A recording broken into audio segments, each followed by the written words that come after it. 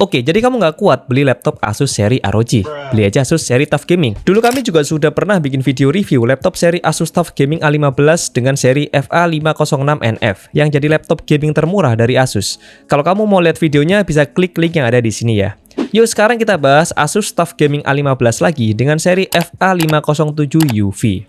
Pertama kita bahas spesifikasi dulu. Asus TUF Gaming A15 ini menggunakan prosesor AMD Ryzen 9 8945H dengan codename Hawk Point dan ada fitur AMD Ryzen AI. Prosesor ini menggunakan arsitektur Zen 4 dengan fabrikasi 4 nanometer dan default TDP di 45 watt. Punya 8 core 16 thread dan L3 cache-nya sebesar 16 MB.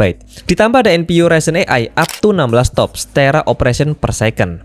Di bagian integrated graphic card ada AMD Radeon 780M yang support RDNA 3 dan EV1.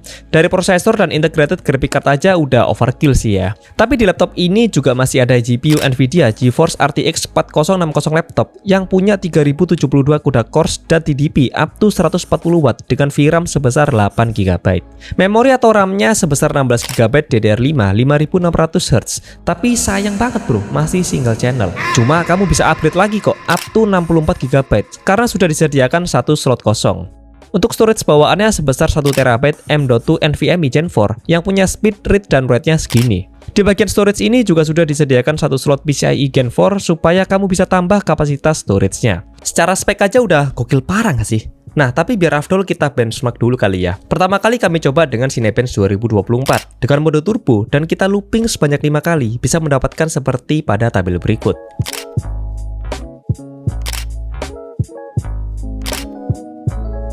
Kita lanjut dengan mode performance bisa mendapatkan seperti tabel berikut.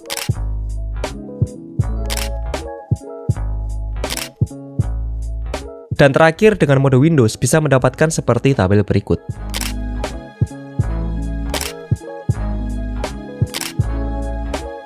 Gokil bro. Dari total 15 kali pengetesan, nggak ada perbedaan skor yang sangat jauh.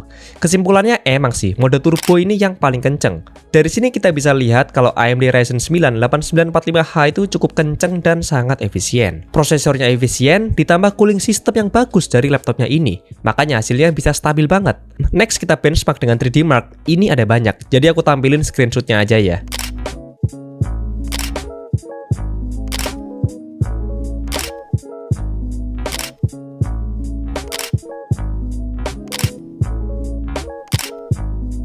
Next kita benchmark dengan VR Mark, hasilnya seperti screenshot berikut.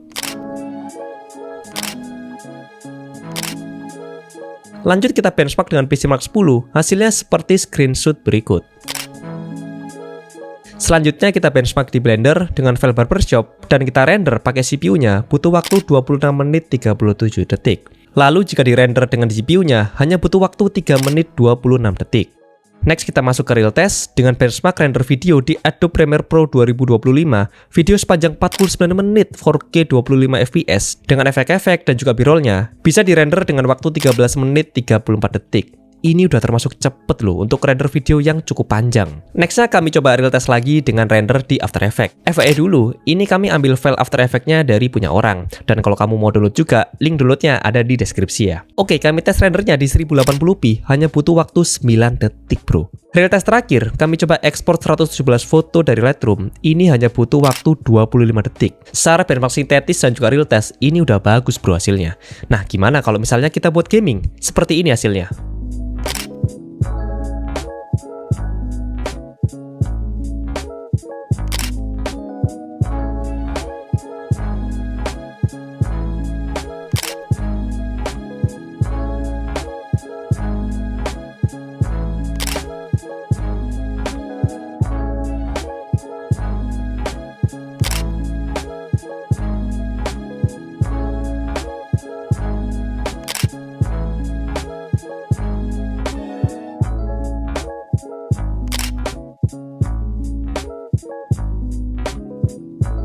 Puas bahas spesifikasi dan performanya, di bagian desain dari laptop Asus TUF Gaming A15 ini juga bagus bro. Form factor laptop ini clamshell, dengan bahan aluminium di cover atas dan bahan polikarbonat di bagian bodinya. Dimensi laptop ini 35,4 cm x 25,1 cm x 2,49 cm. Nah, karena bahannya ini campuran antara aluminium dan polikarbonat, maka berat laptop Asus TUF Gaming A15 ini hanya 2,2 kg. Ini lumayan enteng lah buat dibawa kemana-mana.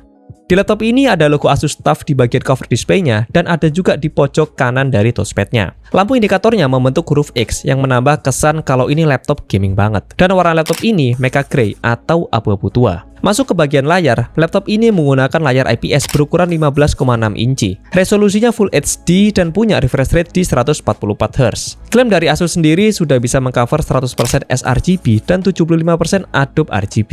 Ada juga anti glare-nya, jadi lebih nyaman kalau kamu pakai di bawah sinar cahaya. Pantulan-pantulan cahayanya jadi lebih minim. 3 bezelnya ini sudah tipis dan ini membuat screen to body rasionya hingga 80%. Di bagian atas bezelnya ini ada webcam yang kualitinya hanya 720p. Apakah burik? Yap, ini termasuk burik kualitinya. Tapi ya udahlah ya, ini mungkin salah satu minus dari laptop ini. Dan kalian bisa nilai sendiri gimana hasilnya. Oke, jadi seperti ini kualitas webcamnya. Ini cuma 720p. Dan sekarang aku pakai lighting yang proper ya. Aku pakai ada Godox dan juga ada lighting tambahan di sebelah sini. By the way, karena di laptop ini sudah ada NPU-nya, maka kita bisa mengaktifkan Windows Studio Effect. Ini aku akan coba menyalakan automatic framing, eye contact, dan background effect. Nah, di background-nya kelihatan kan kalau jadi lebih blur gitu. Di sini kita juga bisa lihat ketika kita mengaktifkan Windows Studio Effect, maka NPU-nya akan bekerja. Nah, misalkan ini mau aku coba matikan ya.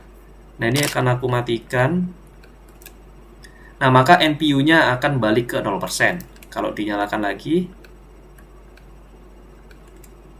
nah maka NPU-nya akan bekerja lagi. Kamu juga bisa nilai sendiri gimana kualitas dari mikrofonnya, apakah jelas, apakah enggak. Tapi harusnya jelas sih, soalnya ini aku lagi di kondisi ruangan yang sangat proper. Jadi ini tenang, nggak ada background noise apa-apa. Di bagian speaker ada 2 buah yang terletak di bawah kiri dan kanan dari laptopnya. Suaranya gimana? Menurutku cukup lah. Kamu juga bisa nilai sendiri gimana kualitas dari speakernya.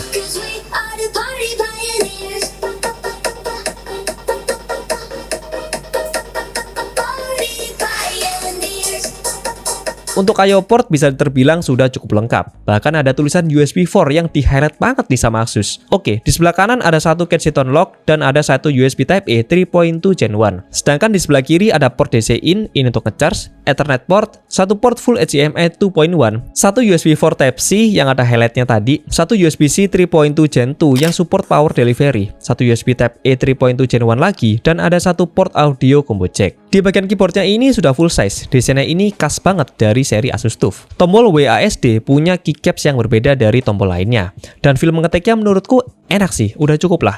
Lalu ada 4 tombol makro di sisi kiri atas keyboard yang bisa kamu atur di aplikasi Armoury Crate. Terus juga ada backlight satu zone warna dengan 3 tingkat kecerahan. Pencet Fn plus F2 buat turunin brightness-nya dan Fn plus F3 buat naikin lagi brightness-nya. Warna dari backlight keyboardnya ini juga bisa kamu atur. Cara aturnya juga dari aplikasi Armoury Crate. Jadi tinggal masuk ke menu Aura Sync dan pilih aja efek yang kamu mau, plus mode warnanya. Atau kamu juga bisa pakai shortcut Fn plus F4 buat ganti warna dari backlight-nya. Anyway, tombol F4-nya ini sudah ada tulisan Aura. Nice. Ke bawah lagi ke bagian touchpad, ini posisinya center to body dan lebar banget bro. Touchpadnya ini udah nyaman kok, tapi namanya laptop gaming, lebih baik kita matikan aja touchpadnya dengan cara pencet Fn plus F10 dan kamu lebih baik gunakan mouse gaming. Lanjut di bagian baterainya, laptop ini lumayan awet. Dari pengetesanku, pakai laptop ini untuk kerja sebagai DevOps dan juga scripting dari jam 9 pagi sampai jam 5 sore. Habis baterainya bro, tak kuat. Sekitar jam 1 siang ini baterai udah tinggal 19%. Jadi kurang lebih selama 4 jam, baterainya berkurang sebanyak 81%. Tapi ya ini bisa dibilang cukup wajar sih, karena ini laptop gaming juga, bukan laptop compact yang emang unggulin daya tahan baterainya. Nextnya kami tes juga kalau buat gaming tanpa colok charger. Kami tes buat main game Dota 2 selama 32 menit, baterainya berkurang 21%. Ini lumayan lah ya.